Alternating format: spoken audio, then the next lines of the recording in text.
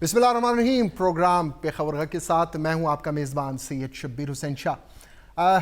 ناظرین، گزشتہ 50 سال اگر ہم کہہ دیں، یہ جو 5 دہائیاں گزری، ان 5 دہائیوں میں گلوبل وارمنگ کا ایک خاص ٹرمینالوجی سامنے آئی، اور اس میں ظاہر سی بات ہے گلوبل وارمنگ نے نہ صرف پوری دنیا کو متاثر کیا بلکہ خصوص طور پر اگر میں بات کروں تو پاکستان، ہندوستان اور افغانستان، خصوص طور پہ ایشین کنٹریز جو ہے ٹارگٹ پہ رہیں. اس وقت بھی صورتحال یہ ہے کہ اگر بات کریں تو کنٹینیوسلی گرمی میں اضافہ ہوتا جا رہا ہے، گلیشیئرز پگھلتے جا رہے ہیں، سیلاب کنٹینیوسلی ان علاقوں میں آ رہا ہے. مونسون آنے والا ہے، مونسون اور زیادہ تباہیاں لے کر آتا ہے. ہمیشہ سے اسی طرح یہ سیزن رہا مونسون کا، لیکن چونکہ گلوبل وارمنگ آئی، گلوبل وارمنگ کے بعد وہ بارش جو ہے وہ زحمت بن گئی.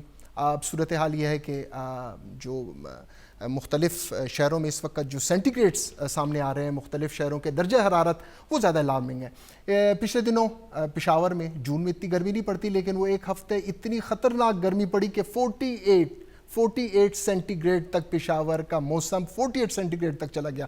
صورتحال یہ ہے کہ پشاور جس کو پھولوں کا شہر کہا جاتا تھا، باغوں کا شہر کہا جاتا تھا، اس شہر میں گرمی پڑتی ضرور تھی، لیکن اس قدر گرمی کہ مختلف جو سرویز سامنے آئی، مختلف رپورٹس جو سامنے آئی، بین الاقوامی اداروں کی رپورٹس سامنے آئی، ان ساری رپورٹس کے مطابق کسی پہ پشاور دوسرے نمبر پر، کسی پہ تیسرے نمبر پر، پشاور کے 5-6 شہر جو ہیں وہ ٹاپ پر اس وقت.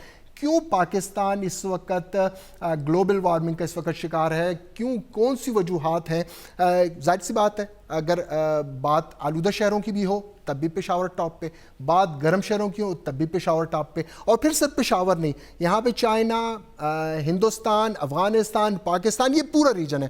وجوہات کیا ہیں؟ کتنا خطرناک ہو سکتا ہے یہ گلوبل وارمنگ؟ اور پھر ضروری بات ہے کہ جب ایک ملک میں شہر اتنے زیادہ گرم ہو جائیں، سینٹی گریڈ اس حد تک پہنچ جائے، تو ظاہر سی بات ہے پھر وجوہات جاننا لازمی ہوتا ہے. پشاور کے حوالے سے بات ہو رہی ہے چونکہ پروگرام پہ خبر غگ ہے، اور پشاور والے بھی جاننا چاہیں گے کہ بھئی کیا وجوہات ہیں کہ اتنے زیادہ سینٹی گریڈ جو ہے وہ بڑھ گیا ہے. اسی حوالے سے آج ہم گفتگو بھی کریں گے. ماہرین کو ہم نے دعوت دی ہوئی ہے، ہمارے مہمان ہیں اس وقت. سب سے پہلے میرے ساتھ ہمارے پینل میں موجود ہیں پروفیسر ڈاکٹر شفیق صاحب، ماہر ماحولیات ہیں، درس و تدریس کے شعبے سے وابستہ رہے، سابقہ chairman environmental sciences department Peshawar university. Doctor صاحب آپ کو پروگرام میں ویلکم کرتے ہیں. بہت شکریہ. میرے دوسرے مہمان فروخ احمد صاحب ہیں، ماہر ماحولیات ہیں، انٹرنیشنل لیول پہ بھی کام کر چکے ہیں، ملکی سطح پہ بھی. ظاہری بات ہے انوائرمنٹل سائنسز میں ڈگری رکھتے ہیں، ایم فل انہوں نے کیا ہوا ہے. فروخ صاحب آپ کو بھی پروگرام میں ویلکم کرتے ہیں. بہت شکریہ. ڈاکٹر شفیق صاحب چونکہ پشاور یونیورسٹی سے وابستہ رہے اور درس و تدریس کا ایک لمبا عرصہ اسی شہر میں آپ نے گزارا، یہ جو 48 جو اتنی زیادہ گرمی چلی گئی، عام جنرل پبلک جاننا چاہتی ہے. گلوبل وارمنگ کا نام تو ہم سنتے ہی رہتے ہیں، پروگرامز ٹی وی آن کریں اس میں بھی آپ سنیں گے، ریسرچ میں بھی سنیں گے، اخبارات میں بھی سنیں گے، جی گلوبل وارمنگ کی وجہ جی سیلاب آ رہے ہیں، گلیشیئرز پگھل رہے ہیں. لوگوں کو سمجھ نہیں آ رہی کہ یہ گلوبل وارمنگ کی وجوہات کیا ہیں. میں اگر آپ سے جاننا چاہوں، آپ چونکہ استاد رہے اور آپ چونکہ آپ کی تو ایکسپرٹیز ہے، لیکن جو عام پبلک ہے وہ سمپل ورڈز میں آپ کا وہ پورا خلاصہ جتنا آپ نے پڑھا اور جتنی آپ کی اس وقت اس حوالے سے ایکسپرٹیز ہے، اس کو آج 1 گھنٹے میں یہ جاننا چاہیں گے. وجوہات کیا ہیں؟ پشاور کیوں اتنا گرم ہے اور اس خطے کے مختلف شہر کیوں اتنے روز بروز سینٹی گریڈ جو ہے وہ اوپر جا رہا ہے؟ جی بہت شکریہ آپ کا.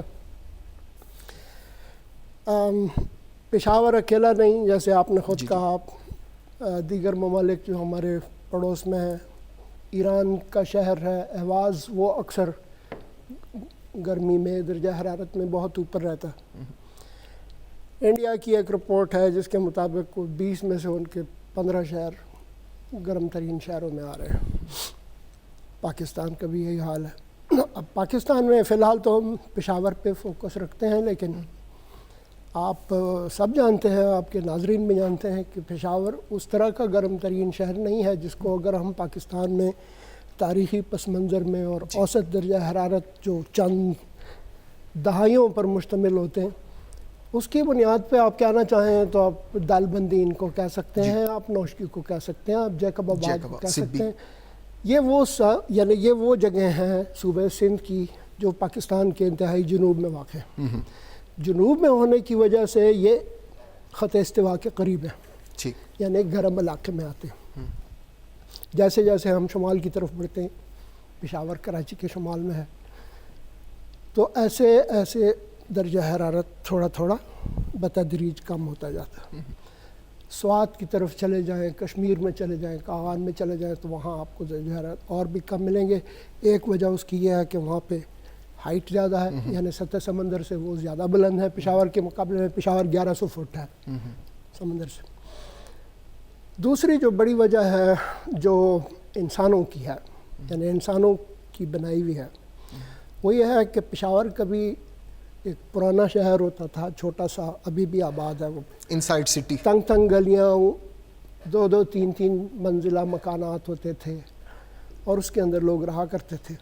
لیکن پھر اس کے بعد یک لخت ہم نے دیکھا کہ جیسے جیسے پشاور کی اہمیت بڑھتی گئی, نوکریوں کے حوالے سے, کاروبار کے حوالے سے, علاج کے حوالے سے, صرف آئی ڈی پیز نہیں, ایک آدمی وزیرستان میں بیٹھا ہوا اس کو سوٹ کرتا ہے کہ وہ آ کے پشاور میں جاب کرے یا پشاور میں کاروبار کرے. کہیں کہیں چترال سے چل آئے گا, کوئی مانسیرے سے آئے گا, کوئی کوہستان سے آئے گا.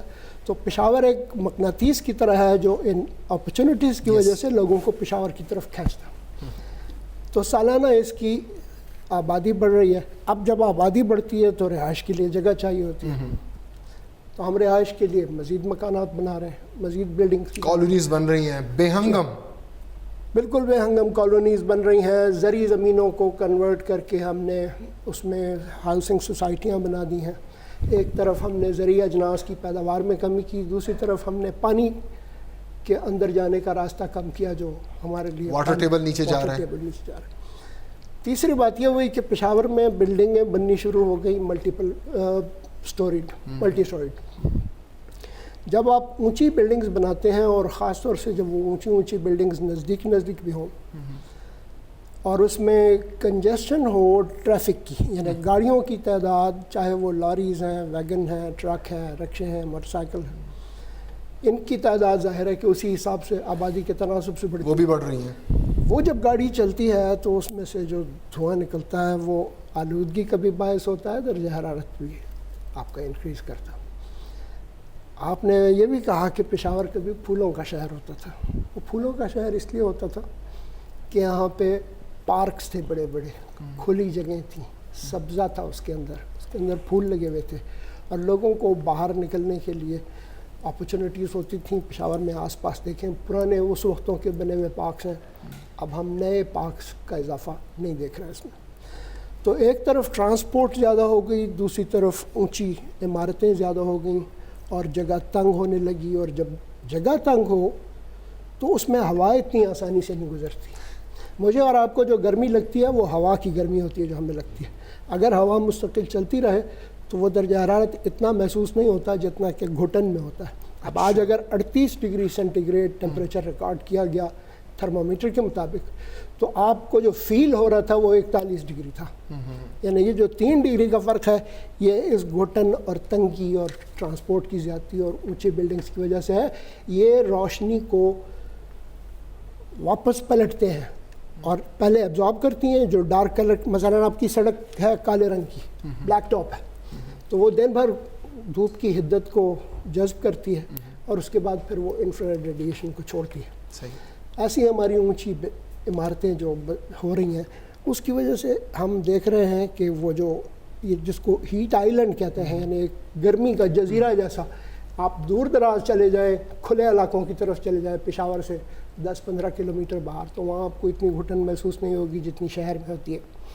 اس لیے کہ یہاں پہ وہ جو ایک ہیٹ آئیلینڈ کی کیفیت پیدا ہو گئی ہے.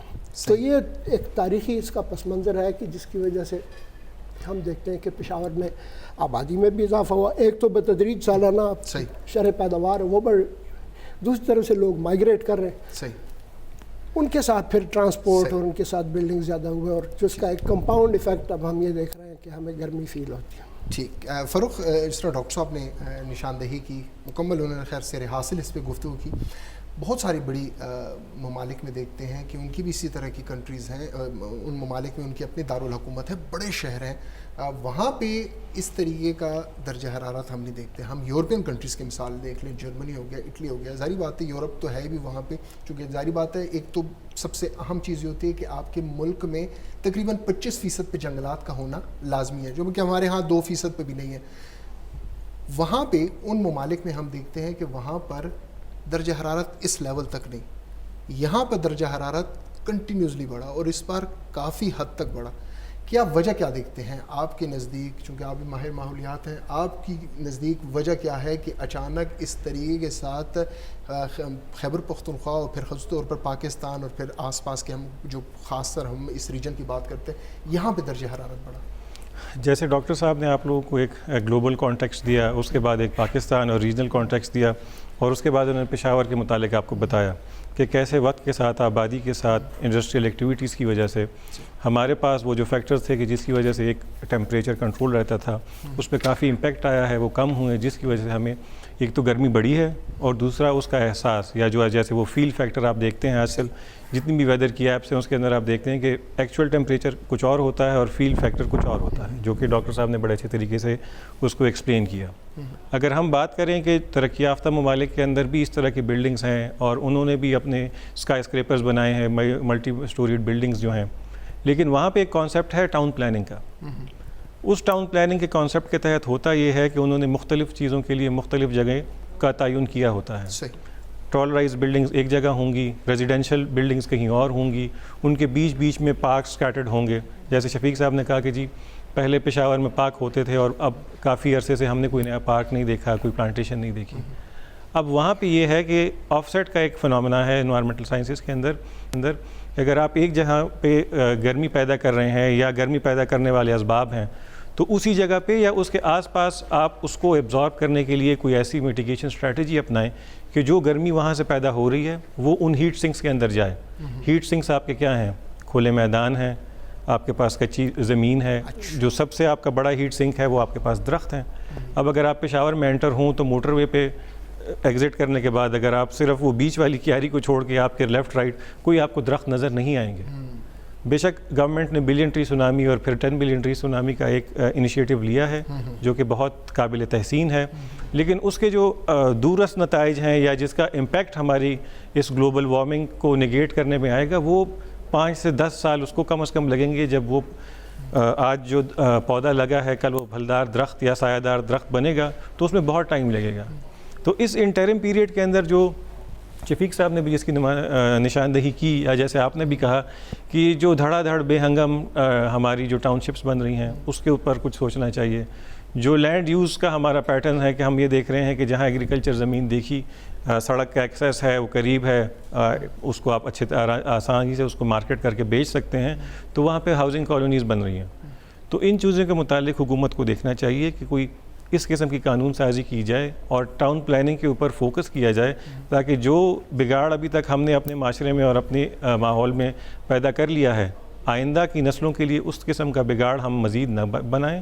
جو ایک پروسیس چل پڑا ہے اس کو یہیں پہ روک لیں, اور آئندہ جتنی بھی ہماری ٹاؤن شپس میں ایکسٹینشن ہو, کوئی نیا شہر آباد ہو, یا جو ہمارے موجودہ شہر ہیں ان کی جو پلاننگ ہے وہ بہتر طریقے سے ہو, تاکہ یہ جو گھٹن کا احساس ہے, یہ گرمی بڑھنے کا احساس ہے, تو اس میں کوئی کمی ہو سکے اور لوگوں کو ریلیف مل سکے.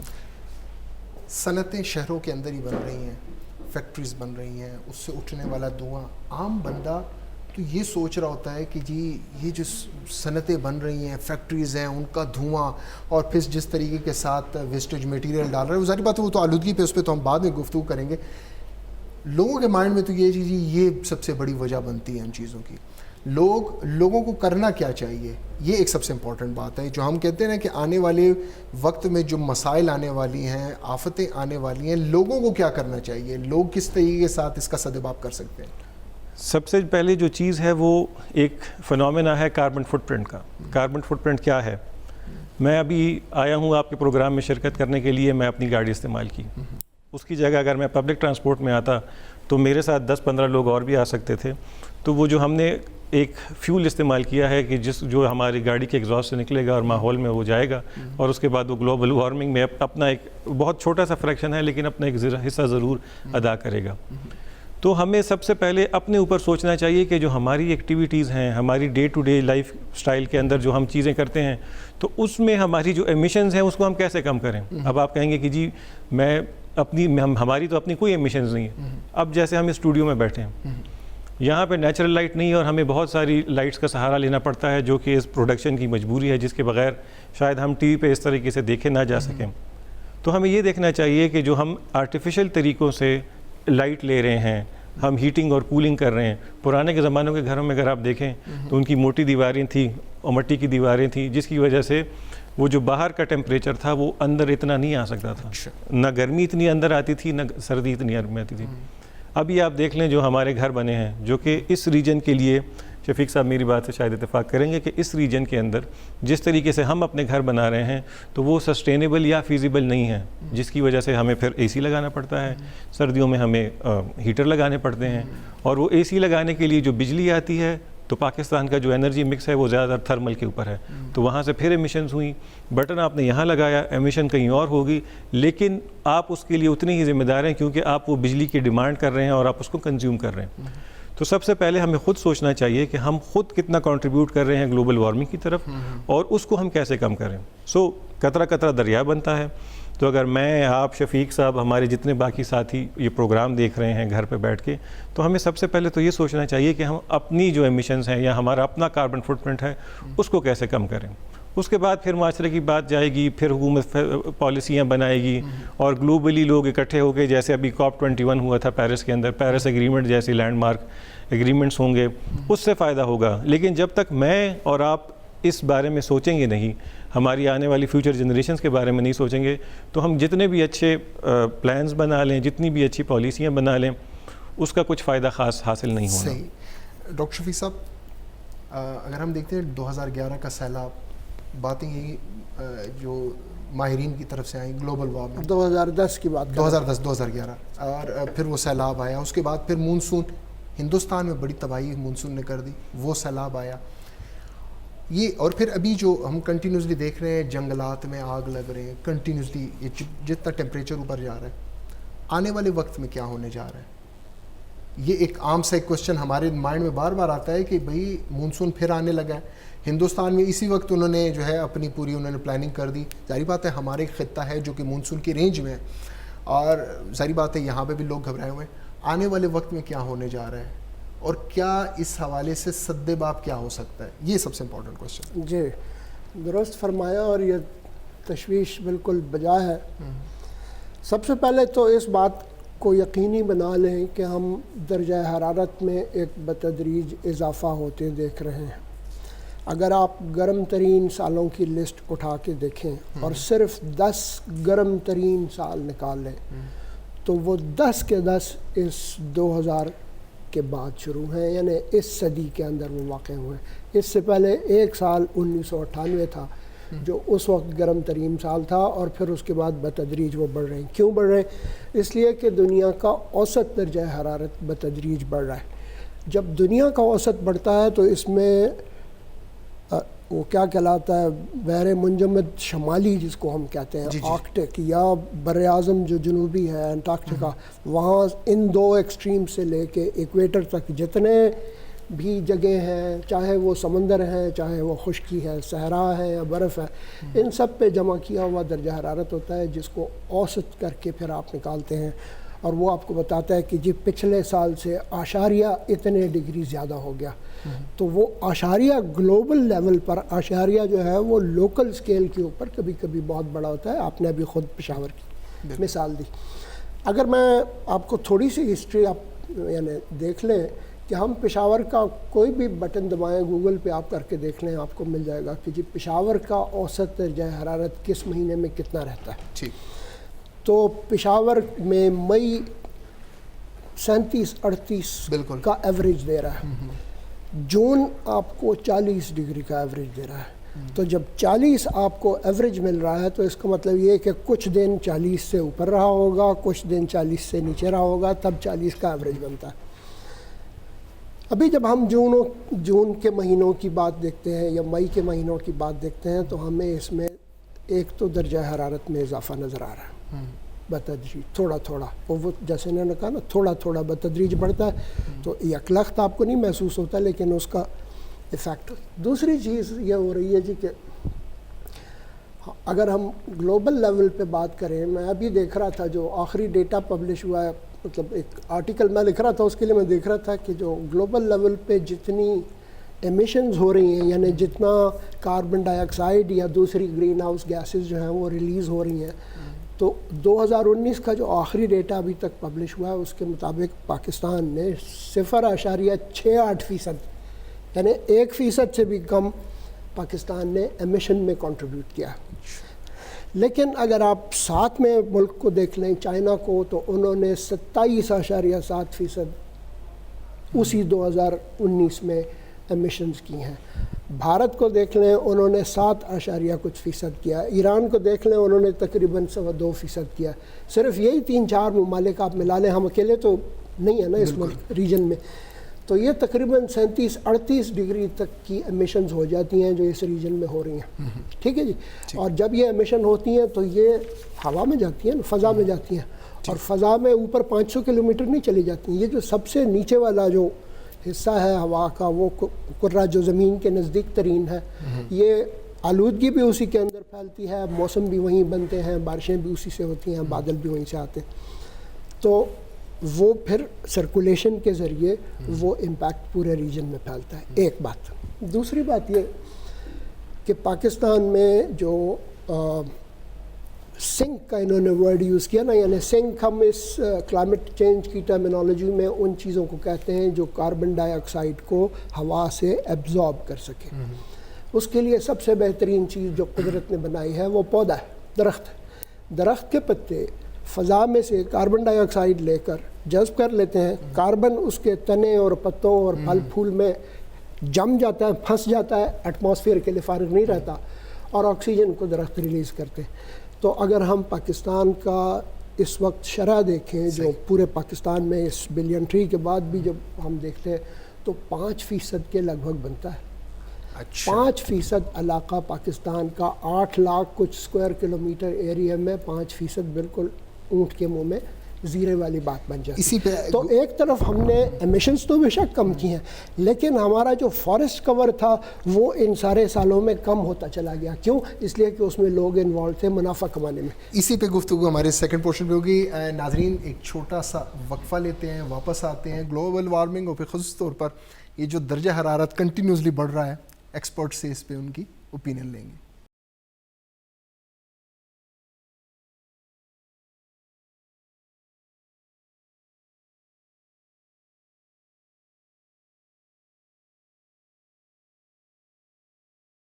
پروگرام ایک بار پھر آپ کو کہتے ہیں خوش آمدید۔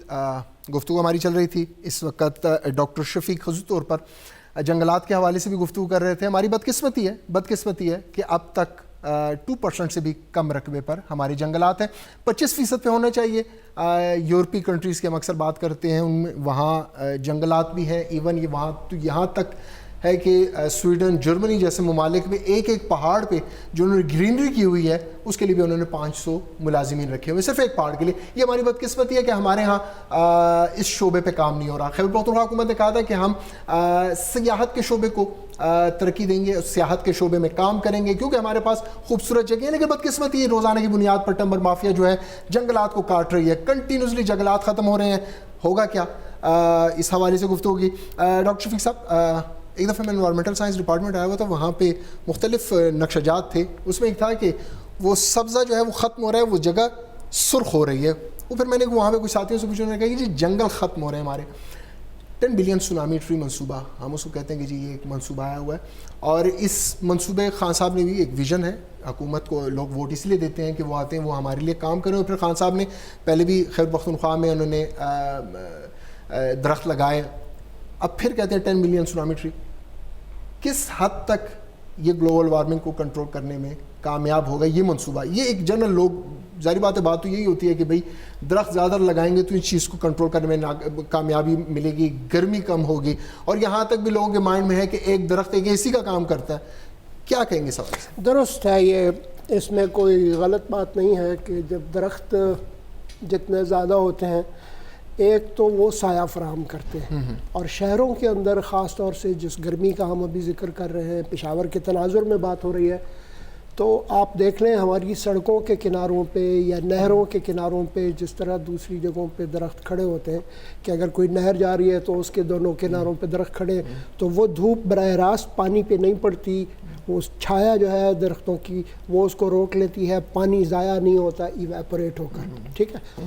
درخت دوسرا کام یہ کرتے ہیں کہ جب ان کے پتوں میں سے یہ تو پانی کھینچتے ہیں نا زمین سے، تو جب یہ پانی کھینچتے ہیں اور پتوں تک پہنچتا ہے تو یہاں سے پانی ایسے ہی نکلتا ہے جیسے ہمارا پسینہ مثال کے طور پہ نکلتا ہے، اور وہ پانی جب بھاپ بنتا ہے تو وہ درجہ حرارت کو کم کرتا ہے، اس لیے کہ ہر ایک مالیکیول وہ جو ہے نا قطرہ پانی کا، وہ جس وقت بھاپ بن کے اڑتا ہے تو وہ 500 550 کیلوریز کو چھوڑ دیتا ہے، یعنی وہ ایبزارب کر کے اپنے ساتھ لے جاتا ہے، ایبزارب کر کے لے جاتا ہے۔ تو جتنے زیادہ پتے ہوں گے، جتنا زیادہ سبزہ ہوگا، آپ سمجھیں کہ وہ آپ کے درجہ حرارت کو کم کرے گا۔ یورپین شہروں کے جو اکثر ہم روزانہ ان کی جو درجہ حرارت دیکھ رہے ہوتے ہیں، یہی وجوہات ہوتی ہیں کہ ان کے ممالک میں سبزہ زیادہ ہے؟ یورپ نہیں، ماشاءاللہ آپ ایشیا میں بھی دیکھیں، سنگاپور ایک بہت بڑی اچھی مثال ہے جس میں انہوں نے شہری علاقوں میں گھروں کے اوپر اور ملٹی اسٹوریڈ بلڈنگز کی چھتوں پہ اور کھڑکیوں میں اور بالکنیز کے اندر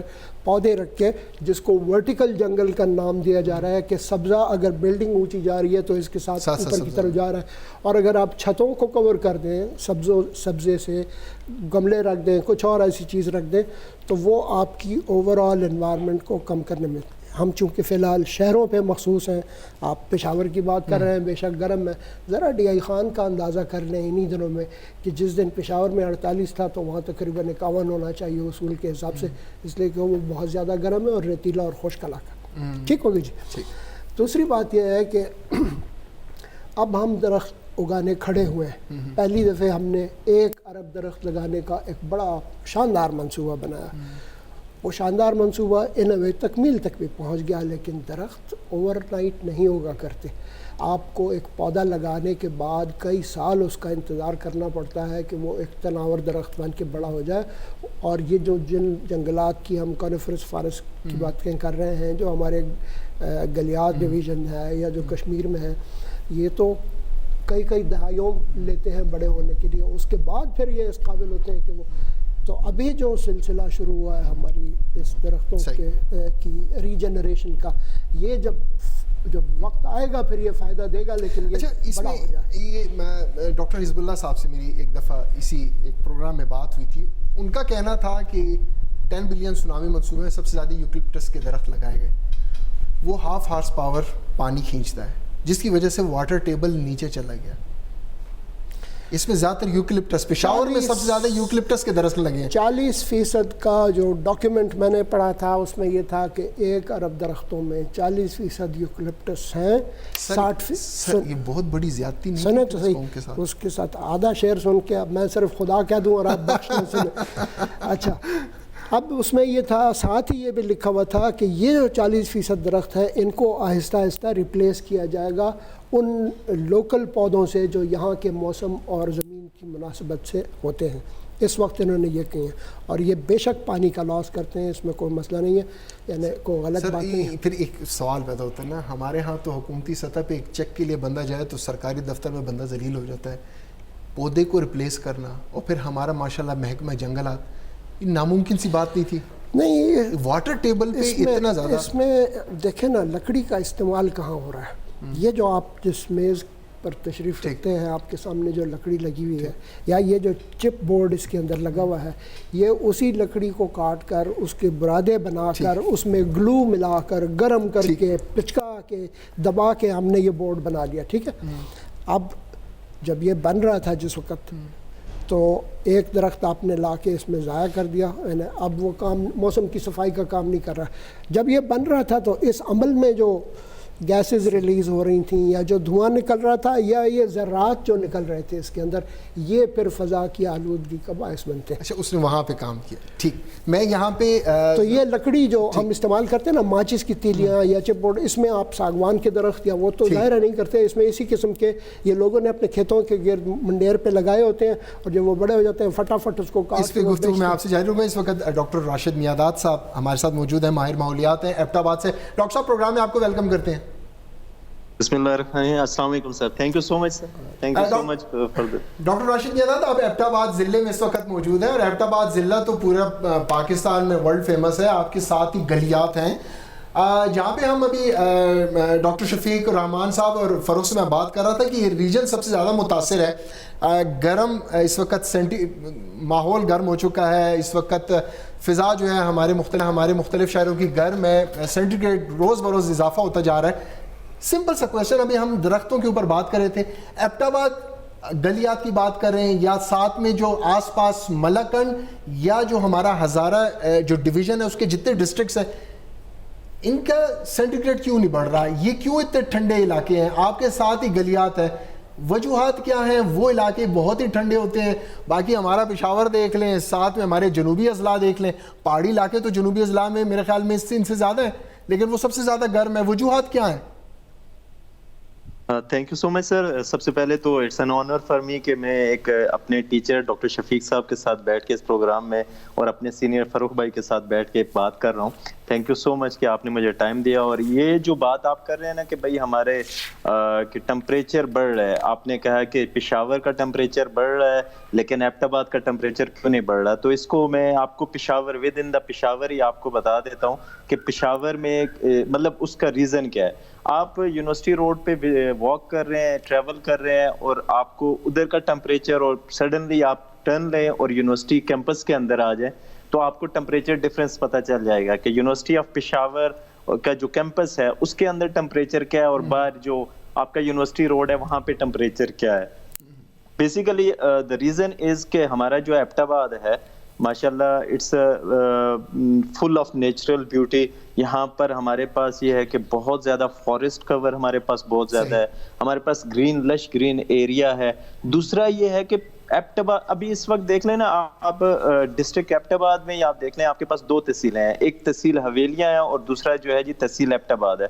आप हवेलियां शहर में भी आए ना तो आपको टेम्परेचर जो है ना वो ज्यादा नजर आएगा, मतलब वो टेम्परेचर हाई टेम्परेचर है हवेलियां में एज कम्पेयर टू एबटाबाद। अब उसकी रीजंस ये है कि हवेलियां में बहुत ज्यादा कंजेस्टेड पॉपुलेशन हो चुकी है।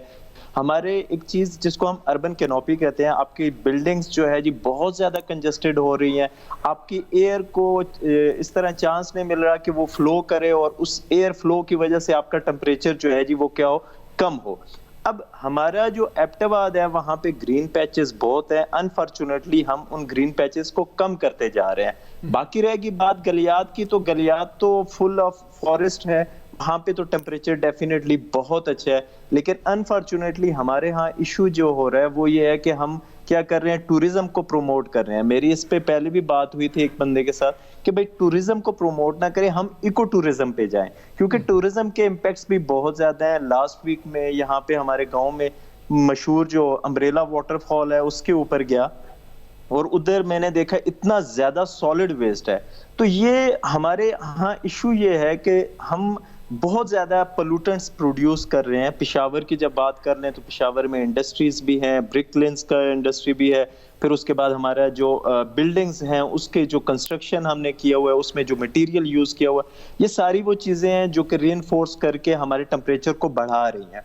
दूसरा ये है कि हमने जो सिंक्स हैं जिससे हाँ जी आलूदगी जो है जी ब्लैक कार्बन हमारा बहुत ज्यादा हो गया, पार्टिकुलेट्स मैटर बहुत ज्यादा हो गए हैं, तो ये क्या करते हैं हीट को एब्जॉर्ब करते हैं और उसकी वजह से हमारे जो प्रॉब्लम्स हैं दिन ब दिन बढ़ते जा रहे हैं। अब एक और चीज जो फरूख भाई ने ऑलरेडी पहले भी बताई है कि हम जो अर्बन जो हमारी अर्बन प्लानिंग नहीं है, हम धड़ाधड़ जो है ना जी अपने एग्रीकल्चर लैंड को अपने ग्रीन बेल्ट्स को हम कन्वर्ट करते जा रहे हैं हाउसिंग सोसाइटीज के फॉर्म में, और हाउसिंग सोसाइटीज में फिर हम प्रॉपर अर्बन प्लानिंग पे नहीं जा रहे, तो ये इश्यूज आएंगे। हमारे पास इस वक्त एबटाबाद में इस साल भी टेम्परेचर बढ़ा है, मतलब as compare to the previous years इस दफा एबटाबाद में भी गर्मी हुई है। अभी इस वक्त देखें मैं ओपन एयर में बैठा हुआ हूँ اور وداؤٹ اینی فین بیٹھا ہوں, مطلب ہم یہاں پہ ہو سکتا ہے, لیکن پشاور میں آپ نہیں کر سکتے. یہی چیز ہم جاننا چاہ رہے تھے, یہی چیز آپ سے, چونکہ آپ نے پی ایچ ڈی کی ہوئی ہے اور یہی آپ کی فیلڈ رہی, تو ہم چاہتے یہ تھے کہ ہمارے ناظرین تھوڑا سا سمجھیں کہ بھئی یہ ہم سے کچھ 2-3 گھنٹے کے فاصلے پر 2 بڑے ڈویژنز ہیں, ملاکنڈ اور ہزارہ, اور وہاں پہ ٹیمپریچر اتنا, بے شک آپ نے حویلیاں کا ایک مثال دی کہ وہاں پہ ہے زیادہ اور آپ نے اس کو واضح بھی کیا, لیکن یہ ہماری بڑی بدقسمتی ہے کہ ہمارے لوگ سمجھ نہیں پا رہے کہ کون سی ایسی وجوہات ہیں کہ جس کی وجہ سے یہ ہمارے شہر زیادہ روز بروز گرم ہوتے جا رہے ہیں. اصل میں اب جس طرح میں ایبٹ آباد میں ایک چھوٹا سا گاؤں ہے گڑھی پھلگران سے بلونگ کرتا ہوں, ہمارے ہاں دیکھیں ہم ایون ہماری جو ایگریکلچر لینڈز ہیں نا اس کے بھی منڈیر, جس طرح سر نے بتایا, تو منڈیروں پہ ہم نے ٹریز لگائے ہوئے ہیں جو کہ ہمارے نومیڈک جو یہاں پہ لوکل سپیشیز ہیں وہ ہم نے لگائے ہوئے ہیں. اب یہ جو ٹریز ہیں واپور ٹرانسپائریشن کرتے ہیں اور اس کی وجہ سے ہمارا جو لوکل انوائرمنٹ ہے وہ بڑا کول اینڈ کام رہتا ہے ہمارے ہاں. اب ہمارے پاس فارسٹ بیلٹ الحمدللہ بہت زیادہ ہے. اس کی ایک اچھی ریزن یہ بھی ہے کہ ہمارے پاس کوئی الٹرنیٹو سورس آف انرجی نہیں ہے, ہمارے پاس فارسٹ ہی ہے جس کو ہم یوز کرتے ہیں. اس کے لیے ہم ایون اپنی ایگریکلچر لینڈز میں بھی ٹریز کو گرو کرتے ہیں کیونکہ ہمیں چاہیے ہوتے ہیں درخت, اس کی ہم کیئر کرتے ہیں. دیٹس وائی ہمارے پاس گرین لینڈسکیپس بہت زیادہ ہیں. دوسری ایک اور چیز جو ہے ہمارے پاس یہاں پہ بلیو جو ہے جی پیچز بھی ہیں, مطلب ہمارے پاس قریبی دوڑ ہے اور اس کی ٹریبیوٹریز ہیں جس کی وجہ سے یہاں کا لوکل ٹیمپریچر جو ہے بڑا اچھا رہتا ہے. ڈاکٹر راشد میاں صاحب آپ کا بہت بہت شکریہ, آپ پروگرام میں ہمارے ساتھ شریک رہے. فروخ, ڈاکٹر راشد صاحب آلودگی کی طرف بات کی, یہ ایک نارمل سی ایک بات جو کہ ہم مختلف سرویز میں ہمارے پاس جو رپورٹس آتی ہیں, دنیا میں 30 کروڑ بچے اپنے پھیپھڑوں میں آلودہ فضا, آلودہ ہوا جو ہے وہ لے رہے ہیں. ایک تحقیق میں تقریباً دنیا میں ہر 8ویں بندے کی موت جو ہے وہ آلودگی کی وجہ سے, اور اسی طرح 2012 میں 70 لاکھ لوگ اس سے متاثر ہوئے. یہ جو آلودگی روز بروز بڑھ رہی ہے, اور پشاور کے حوالے سے مختلف جو رپورٹس, ورلڈ اکنامک فورم کی رپورٹ آئی, ورلڈ بینک کی رپورٹ, یہ کیا ورلڈ ہیلتھ آرگنائزیشن کی رپورٹ آئی, مختلف جو رپورٹس آ رہی ہیں ہر سال میں, امریکی تحقیقاتی ادارے کی ابھی ایک اسی طرح ایک رپورٹ آئی, کنٹینیوسلی پشاور آلودہ شہروں میں بھی ٹاپ پہ. وجوہات کیا ہیں کہ پشاور کنٹینیوسلی آلودگی کی, مطلب ایک آلودہ شہر بھی ہے, ایک تو گرم ظاہری بات ہے, آلودگی بھی ایک سپورٹ دیتی ہے کہ وہ آپ کے جو شہر ہیں وہ زیادہ سے زیادہ درجہ حرارت پہ چلے جاتے ہیں. اس کا تھوڑا سا سمجھنے کی ضرورت ہے. جیسے ڈاکٹر شفیق نے اور میاداد نے بتایا کہ جی ایمیشنز تو ہوں گی, ہم گاڑی چلائیں گے, ہم کارخانہ چلائیں گے, ہم کوئی بھی ایسی ایکٹیویٹی کرتے ہیں جس میں ایندھن جلے گا تو اس سے ہمارے پاس ایمیشنز بھی آئیں گی, اس سے ہمارے پاس کاربن بلیک بھی نکلے گا جو کہ ہیٹ کو ایبزارب کرتا ہے اور پھر اس کے بعد وہ ریلیز کرنے والا پورا فنومینا انہوں نے آپ کو بتا دیا. پشاور کے ساتھ سب سے بڑا جو المیہ ہے وہ یہ ہے کہ یہ ایک ویلی ہے اور اس کا ایک انکلوزڈ آپ سمجھ لیں کہ انوائرمنٹ ہے. اس میں سے جتنی بھی ایمیشنز ہوتی ہیں, چاہے وہ گاڑیوں سے ہوں, وہ ڈسٹ کی ایمیشن ہو یا کارخانوں سے ہوں, وہ ساری اوپر تو چلی جاتی ہے لیکن اس کو ایبزارب کرنے کے لیے ہمارے پاس اب کوئی سنک نہیں ہے. جو درختوں کی کمی, جنگلات کی کمی بہت بڑا ایشو ہے, اس کو اگر ہم فوکس کریں تو یہ ہماری جو آلودگی اتنی بڑھ گئی ہے یہ کم ہو سکے. تو اس میں اگر آپ دیکھیں کہ پشاور کے ہم اس پہ حکومتی اداروں کو بھی, انوائرمنٹل پروٹیکشن ایجنسی کیا کر رہی ہے ڈاکٹر صاحب, اس پہ میں اس پہ تھوڑا سا بتا دوں.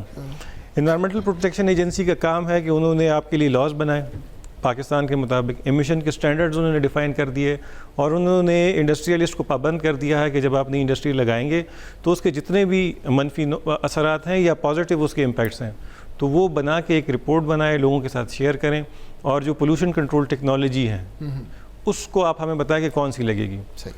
مسئلہ یہ ہے کہ پاکستان کے اندر جتنے بھی انڈسٹریلسٹ ہیں وہ اتنے کوئی امیر نہیں ہیں, تو وہ ہر جگہ جب بھی پروجیکٹ لگائیں گے تو اس میں وہ کاسٹ کٹنگ اور یعنی کم سے کم سرمایہ میں زیادہ سے زیادہ وہ انڈسٹری لگانے کے چکر میں ہوتے ہیں.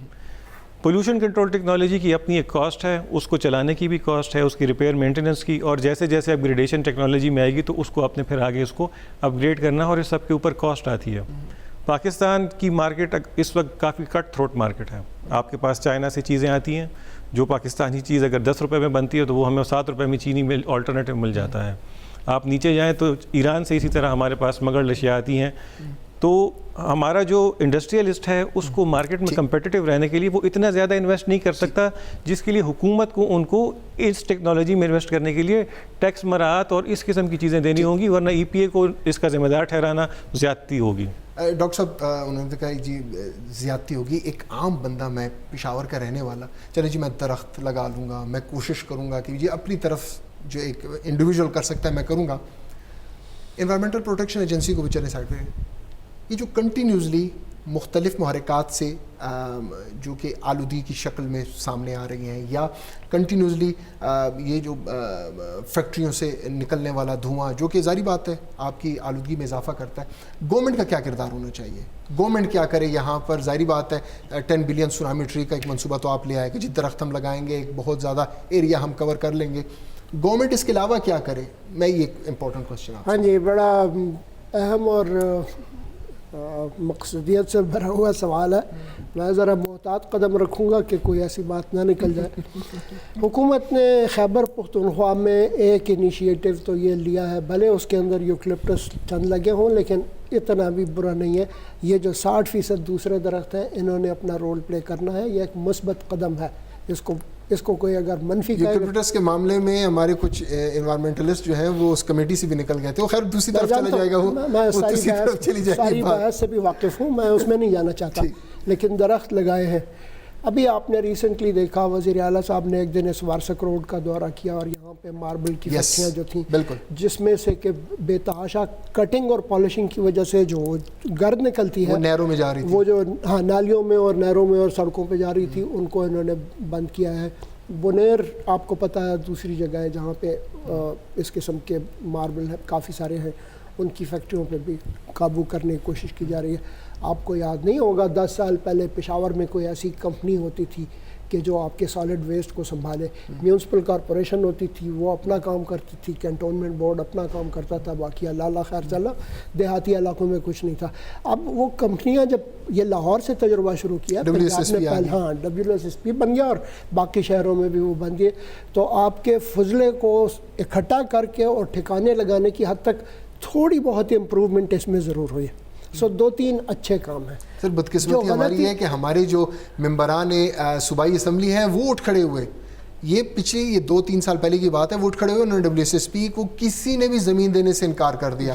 ہمارے جتنے ہیں، یہ ہماری بڑی بدقسمتی، پھر وزیر اعلیٰ پرویز خٹک کو بلانا پڑا سب کو، اور ان کو کہا کہ جی یہ ویسٹ ہم کدھر ضائع کریں گے؟ وہ کہتے ہیں جی ہمارے علاقے میں آپ آلودگی لے کر آ رہے ہیں۔ صرف یہی نہیں، ابھی میاداد بیٹھے ہوئے تھے، اگر آپ ان سے پوچھ لیتے ہیں، ایبٹ آباد میں بھی ایکچولی یہی ہوا ہے، وہاں بھی ہماری ایک شاگرد اس کام میں لگی ہوئی تھی اور وہ بتا رہی تھی کہ جی اس فضلے کو ٹھکانے لگانے کے لیے کوئی جگہ دینے کو تیار نہیں ہے۔ اس کو تو میں مان لیتا ہوں، لیکن دیکھیں ہم کچھ برے کام یعنی جس سے سمجھیں بے توجہی نظر آتی ہے، وہ یہ ہے کہ ہم نے صوبے کو اب مل گیا اختیار قانون سازی کا بھی، ادارے بنانے کا بھی اور ریگولیٹ کرنے کا بھی، ماحول کو 18ویں ترمیم کے بعد۔ تو اس کے بعد صوبے نے اپنا قانون بنا لیا، وہ جو پاکستان کا قانون تھا وہ اسلام آباد کی حد تک محدود ہو گیا اور صوبے کے پاس اپنا قانون، اختیارات مل گئے۔ اس صوبے کے قانون میں ایک ایسی کونسل مجوزہ پڑی ہوئی ہے جس کی سربراہی وزیر اعلیٰ نے کرنی ہے، اور اس کی کم از کم سال میں 2 میٹنگز ہونی چاہیے۔ یہ یوں سمجھ لیں جیسے سیکیورٹی کے لحاظ سے آپ سنتے ہیں کہ یہاں پہ ایک ایپکس کمیٹی بنتی ہے، وزیر اعلیٰ، گورنر، آپ کے چیف آف یہ جو ہے کیا نام ہے کور کمانڈر، یہ سارے مل کر بیٹھتے ہیں اور جتنے بھی ایشوز ہیں ان کو اس ہائیسٹ لیول پہ ڈسکس کرتے ہیں، وہاں سے پھر پالیسی نیچے ٹرکل ڈاؤن ہوتی ہے۔ ہم نے ابھی تک وہ کمیٹیاں شاید بنا دی ہیں میرا خیال ہے، یا نہیں بنائی، نوٹس کی حد تک بن گئی ہیں، اس پہ کبھی میٹنگ نہیں ہوئی۔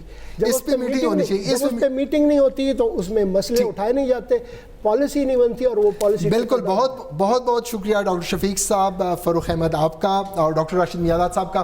بہت بڑا ٹاپک ہے، اس پہ اگر ہم مہینوں بیٹھیں تو ختم نہیں ہوگا، اور پھر ظاہری بات ہے ایکسپرٹس ہوں تو میرا بہت مشکل ہے کہ 1 گھنٹے میں احاطہ کر سکیں، لیکن بہرحال ڈاکٹر شفیق صاحب، فاروق اور میاداد کی ایک طریقے کے ساتھ عوام کو سمجھایا جا سکے کہ آیا ہم اس گلوبل وارمنگ پر کس طرح قابو پا سکتے ہیں، اپنی فضا کو کس طرح ہم پرفضا ماحول میں بدل سکتے ہیں۔ ناظرین، ہمارا نمبر آپ کے سامنے ہے، اپنا فیڈ بیک ضرور دیجیے گا۔ آج کے پروگرام پہ خبر غگ سے اپنے میزبان سید شبیر شاہ اور پہ خبر غگ کی پوری ٹیم کو اجازت دیجیے۔ اللہ نگہبان۔